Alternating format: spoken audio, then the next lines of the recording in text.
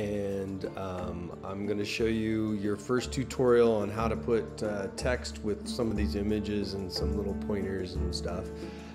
So first you want to open up your image.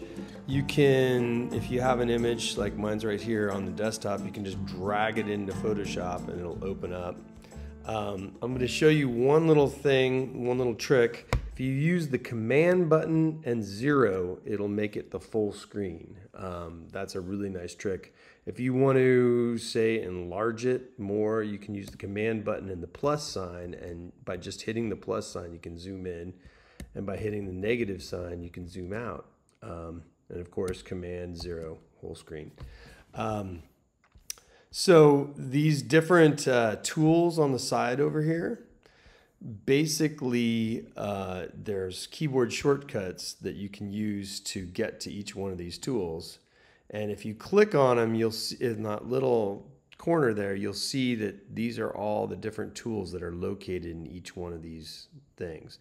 And the keyboard shortcut is T. So if I was to just type T, it would go to whatever I was last using.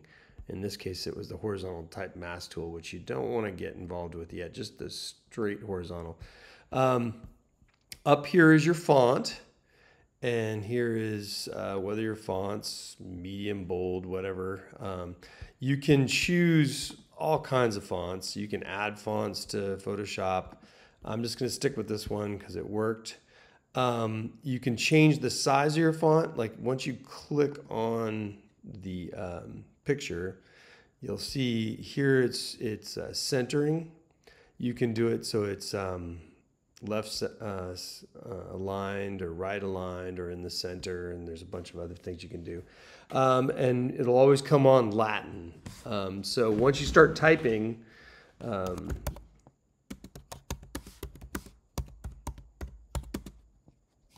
let's see.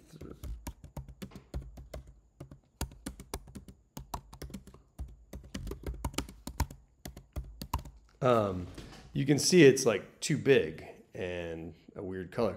But once you start typing, you can kind of get an idea of how big what you're saying is. So if you click within this, you're still in the text layer. You can go Command A, which selects everything. And then you can see over here, if I go up to here, there's these two little bars that go this way and that way, two little arrows. And that allows you just, if you scroll one way while kind of dragging, you can change the size. And that's a really nice trick to kind of like, you know, gradually change the size. Now, once it's still all selected, I'm going to change the text color. This is a really nice trick about text color. If I can sample anywhere in this picture with that little eyedropper tool, which is also one of the tools on the side, and take colors from it. So if this was a color photograph, I could be like, oh, I want to get, you know, this brown coat or whatever. But in this case, it's black and white, so I'm just going to get this nice white from this part. And what that's great to do is it'll tend to harmonize with your entire picture. And so once you got a color you like, say okay. And then we can go to the Move tool, which is up here, which is a lot of the tools start with the right letter. This is a V. So and once it's under Move tool, see how it's all, there's a blue bar around it. You can then move it by dragging it anywhere you want. And see how these guides show up? If you have the guide set to show up, when you get it centered, that center line will show up. And you can kind of have it centered, which is something you're going to want a lot of times. So once you get that, I'm going to show you one more trick here. So over here you have your layers. I'm going to click on the background and right click, and then I can basically duplicate this layer, and you could call it, you know, something else if you want. It's a good idea to start naming your layers, but since it's fast, I don't want to go too crazy. The reason I did this is that way that background doesn't get messed with. I have this layer to mess around with. And I'm going to show you one other tool, the Dodge tool. So the Dodge tool lightens an area. So, and they have these nice little, if you hang on something, it'll tell you what they do. But underneath the dodge tool, if you click on it, you have the burn tool, the sponge tool. The burn tool darkens an area. The sponge tool makes it more saturated.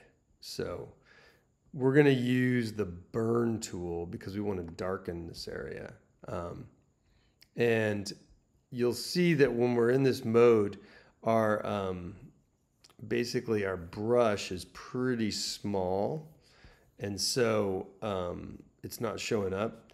And if you want to change the size of your brushes, you basically can go here and change the size if you want. In this case, I think actually our brush was way too big to show up. So when you have those little crosshairs, it means it's either too small or too big. So that's one way to change the size of your brush, right? And the other way is to go up to the brackets, which are kind of near the P and near the delete button. And if you click on the right bracket, let's go here where you can see it, it gets bigger. And if you click on the left bracket, it gets smaller. So that's how you change your brush size, by just using the brackets. And that's a really nice way to just run around fast. And since we're dodging this, you can kind of see I'm just in this background layer, and I'm not going to affect the original, but by just darkening in a little bit around these words, I can make these words really stand out. And you'll notice that, like, I've got the set on exposure 50%, so I'm just doing the midtones, and that's kind of subtle. So like if you wanted to clean up, say like this little spot here, you could clean this up, or that little, you could darken in these things. And you can just kind of like paint with it. The other thing, you can kind of vignette it out a little bit, darken in some of these tones. Anyways, it's a really nice tool for just doing some subtle stuff, especially if it's set at 50. If you set it higher, it'll do it quicker. But I recommend kind of do things a little subtle. Don't jump in super fast. And when you get that all the way you like it, you're going to want to save it. You could save as something if you wanted to change the name of it. You could also just save it, and make sure you know where it's going. Like if it's going somewhere like downloads or documents, I'm saving it to the desktop. And then if you save it as a Photoshop, that will save all these layers over here. So I'm going to click yes, go ahead, save it. And then for the class, I want you to also save it as a PNG. And the quickest way to do that is to go to export, and then quick export as a PNG. And I'm just going to save it to the desktop. And what that does is that makes it easy to put up into Canvas. If you do it in Photoshop, sometimes it's very hard to put up. So let's see, there it was. So we got this. And if you have a Mac, you can, in preview, you can go to tools and adjust size. And here it'll tell you what the size is. And in this case, it's 960 by 500, which is pretty small, by 72. So and look, it's only 392 kilobytes. So it will go up really fast into Canvas, which is what you want. You don't want something that's like massive. Okay, so experiment with the words, play with them. You can, sometimes you may want the words to show up really well. Sometimes you may want them to be just almost invisible, maybe in this dark area. Maybe you want to do vertical text.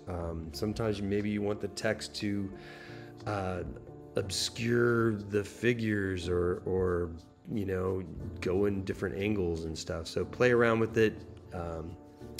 Think about the color, think about position on the canvas, and have fun with it. And I can't wait to see what you do.